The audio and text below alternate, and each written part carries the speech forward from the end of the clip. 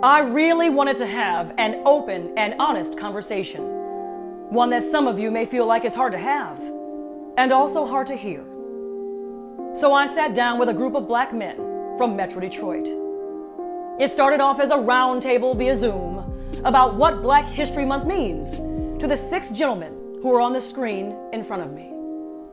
But I also wanted to give those men a forum, a safe space to be vulnerable, to truly express their emotions, their feelings about what it means to be them. So I asked a question, one they did not expect, one they do not get asked at all. What does it feel like for them to be a black man in America? Life, just being an African-American male, it just hardens you.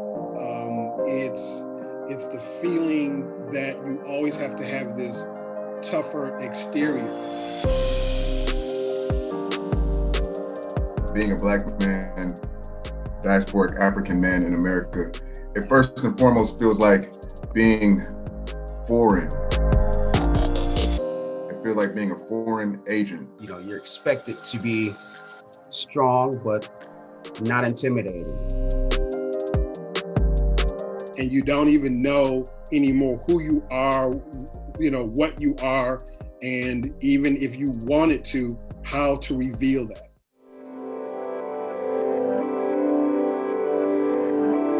To me, it's kind of like being a juggler, right? You have to juggle so many different things about yourself as well as the world, and show yourself as, oh, he's a good black man, as opposed to the narratives that they're seeing on TV. The only thing I can liken it to being a black man is that we are a highly volatile manager on a tightrope with no net, 100-yard dash at the start with the rest of the world with a 90-yard lead. Being viewed as a harm or a threat to society, because I'm constantly aware that that is what's been projected on me and my brothers from the moment that we come out of our mom. We are a threat, we are a menace to society, and it becomes a burden of ours. You have to be constantly aware of the way that you carry yourself so that you don't come off as scary. Being black is very difficult in a place where, quite honestly, a lot of people don't want you here. You end up taking on some of that stuff. And I don't even know if we even realize it some days. And it's ironic that the same place that, people don't want you here, you kind of built, this country was built on the backs of black people, black men. It's an impossible situation for someone to understand unless you are actually living it. You have to make decisions to where, hey, this is what I need to do to survive. This is what I need to get ahead. This is who I have to be in this office setting. And a lot of times I'm the only black man, at my company. I'm the only black man in my department. We really don't have a forum, until we're around each other or amongst each other to have these conversations. But for the most part, as a black man, we hold it in to ourselves, we keep it to ourselves until the time comes. And for some of us, that time never comes.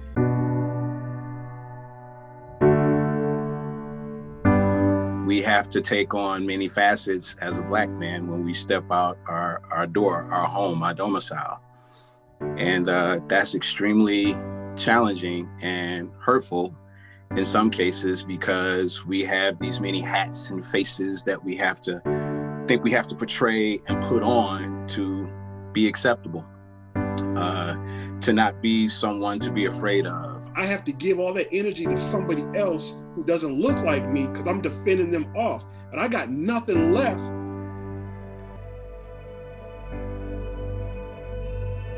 All right, man. I got nothing left to give to my family. who need it most. Can I add to that a little bit as well? Yes, we do. I think this year has been kind of 2020, I should say, was kind of a perfect storm in regards to just bringing to the forefront a lot of things. You in regards to us and what we have to deal with.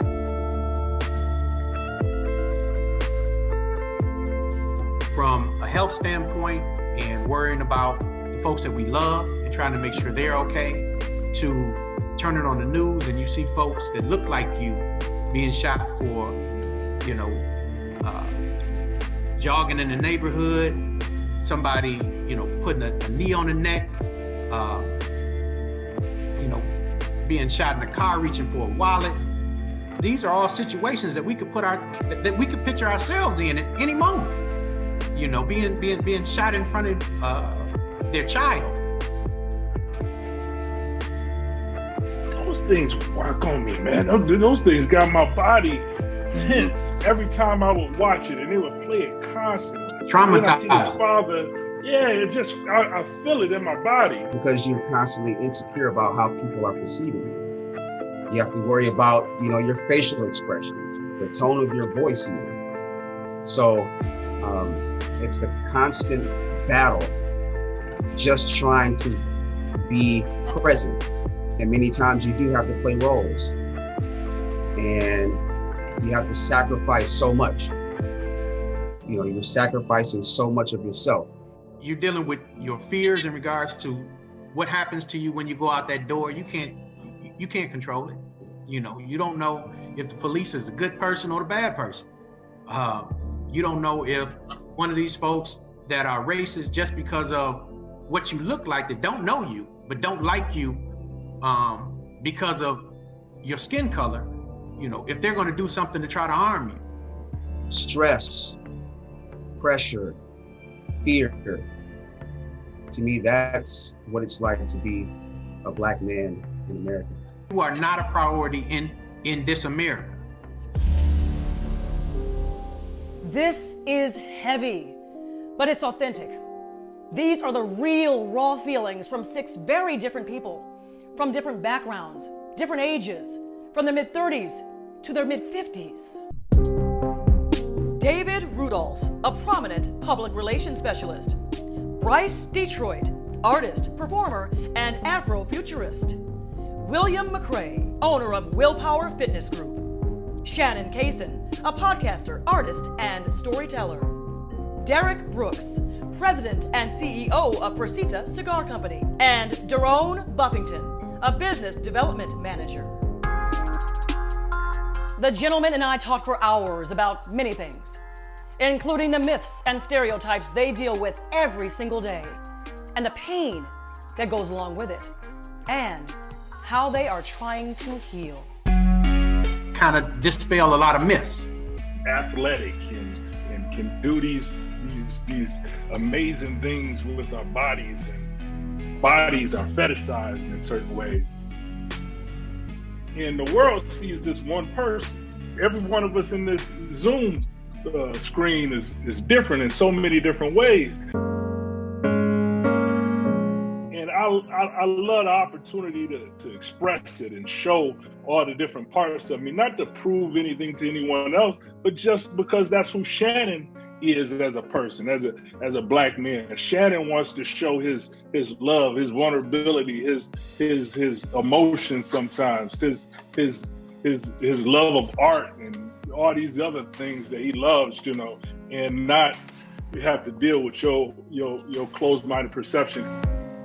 Actually getting to a point in our life where we name those things as false. Like, that's a lie. That's not supposed to be the case. It's not supposed to be that I can't express myself. I'm more powerful in here and in here than I am here. Just to begin the journey, we have to really be super honest. It begins with acknowledging that, in fact, there is hurt. And we are trained to dismiss that. There's supposed to be a degree of energy exerted in order to accomplish something worthwhile, but pain and a feeling of suffering no, that's not supposed to be. I'm not all right. You know what I'm saying? Like, it does feel a way for me at the end of the day to have interacted with society.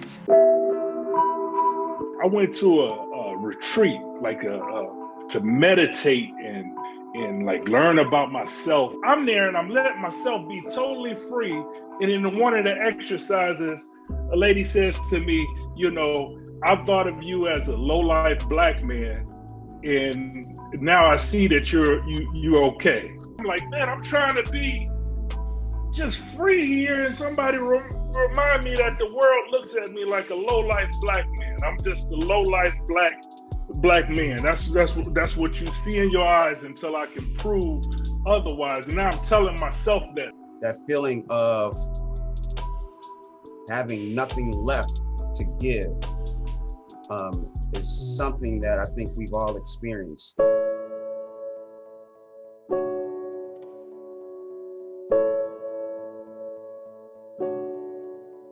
Oh, Black men aren't our family, man. Well, I love my daughter. I love my wife.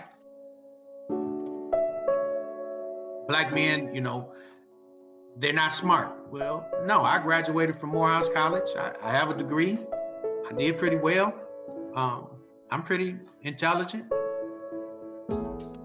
We're human. We have feelings. We love. You know, just allow us to do it. The Black community, therapy is oftentimes seen as, you know, taboo or you know, being weak or, you know, you're crazy. When these issues don't get resolved, they don't just go away. You know, they get compounded and they continue. The only time I really feel that I get to be myself is actually when I'm with my daughter. You know, I get to be daddy. We don't get to let down our guard. You know, as Black men, I don't think a lot of us are taught how to deal with our emotions. You know, as children, most of us probably heard, oh, stop crying, you know, toughen up. You know, big boys don't cry. When in reality, we have emotions. We feel, you know, we hurt. You know, it's a lot. It's a lot. We need to get rid of this whole notion that crying is weak. Seeing David, it moved me because I can probably count on one hand the amount of Black men that I've seen, you know, cry. So that kind of touched me, and I had to, you know, speak on that. And I appreciate David for, you know, not closing that off, because we need to see that more. Thank you, bro. I can count numerous times where I've been around another Black man who I know he knows what I'm going through, and I know what he's going through. And, you know, I let the tears fall, because it's not weakness when I'm in front of, you know, my image. It's not weakness, you know, but to the rest of the world, we do see it as weakness. And so, you know, we bottle those tears up, we put it in, and, you know, we put that cape on and we go out and handle the world like we always do. I think that this open discussion is therapy for a lot of us. Just talking about our issues, our unresolved issues, you know, is therapy. Holding all these emotions inside like we do on a daily basis, trying to put on that strong front, is detrimental to your health, physically and mentally. And if you don't get that out, you know, you implode.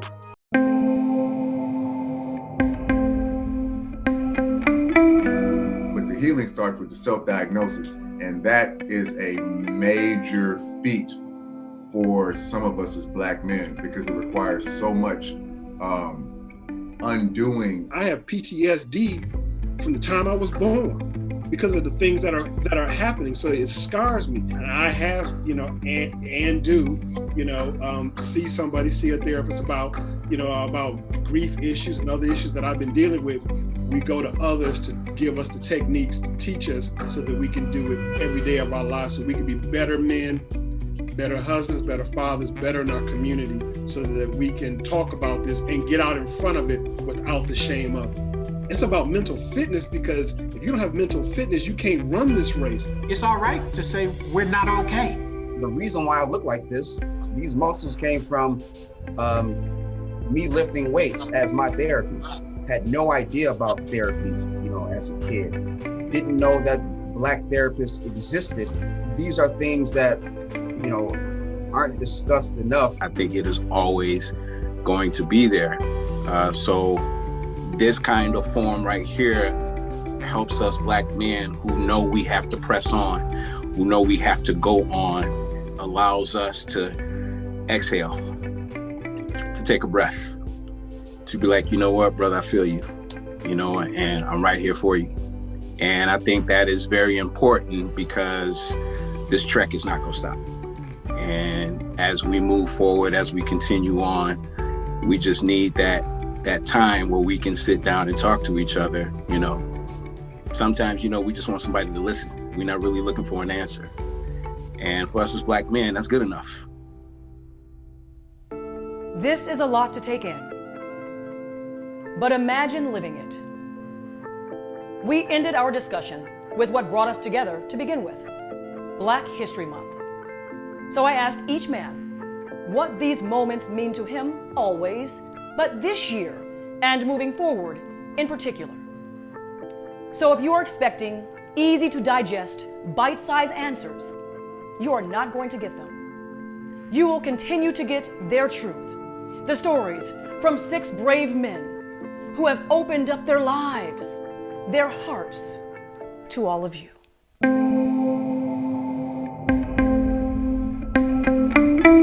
We shouldn't feel like a foreigner in our country. The history of, you know, racism, institutional racism. We know that the system is set up against us. Congratulations, Mr. President.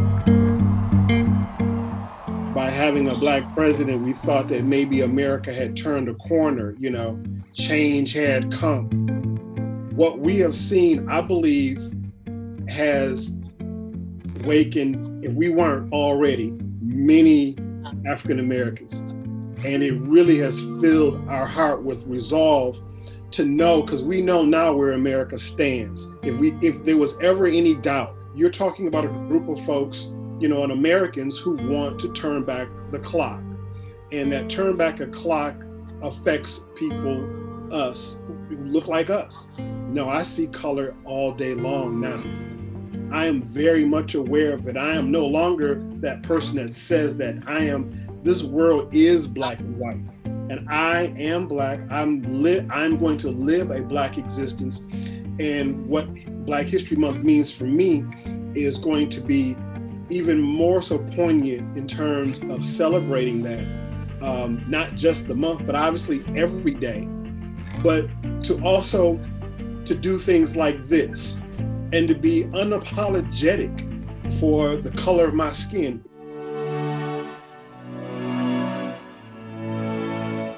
We're having the most critical and sophisticated conversations ever, and from a place of cultural imperative. 2021 is a time for celebration because in the midst of so many obstacles, so many variables thrown at us, you know, we've been able to thrive, which is much more than just surviving. Black people are superheroes. We can literally do anything. To look at everyone that looks like me and to realize that we all have a shot. We have, for the first time in history, a Black woman vice president of the United States. Being at a 400-year disadvantage. I don't think anybody could do what we've done with those, you know, odds stacked against us. We've changed. The world has. The whole world has changed. I don't want to ever go back to normal. I want this change that happened, us to continue that awareness, to heighten that awareness this February 2021. Learn more about ourselves, learn more about the wrongs and right of the world, you know, and work to change it even further. Not just Black entertainment, you know, we're not just Black athletes, you know, we have Black scientists, we have Black artists, we have Black authors, we have folks that are are creating the loss we carry. Black history today. It shouldn't just be Black history. We should be a part of American history. And unfortunately, that is not the way that it's been seen. They try to keep our accomplishments and the parts and the roles that we played in making this country a success, hidden, not just from us, but hidden from them as well. We are Black history in the making with what we do today. And helping the next generation to achieve that is something I think we need to do more of. Because if you didn't have the Black history that you do have, you wouldn't have a lot of things that you have today. So I don't say we dwell on the past. We have to embrace the past and bring that up to where we are today and continue to educate moving forward with regards to our Blackness to the rest of the world. A forum like this, knowing I got other brothers out there who feel me without me even saying nothing. But it's something else that gives me solace, in dealing with this. It's a quote by this guy named Konstantin Jirchek. Says, "We have done so much with so little for so long that we're not qualified to do everything with nothing." I'm just really honored to spend these hours with you guys, just being truthful and candid and honest about what it is to be you. Everything about you guys is so much bigger and better than the struggle. And I wish and I hope that one day that's what we'll talk about more than the other stuff. That's my prayer. Before we close, I need to take this time to say thank you. Thank you to David, to Bryce, William, Shannon, Daron, and to Derek. Thank you for taking this journey with me and for being courageous. And I sincerely hope all of you who've heard their voices, their experiences, I hope that this makes you want to start having your own conversations too. Not just with Black men or Black people, but with all people. Let's start really talking with one another, trying to understand each other better, educating ourselves, accepting, listening, and embracing the uniqueness and value in us all. That being said, stay safe and be well. I'm Andrea Isom, 7 Action News.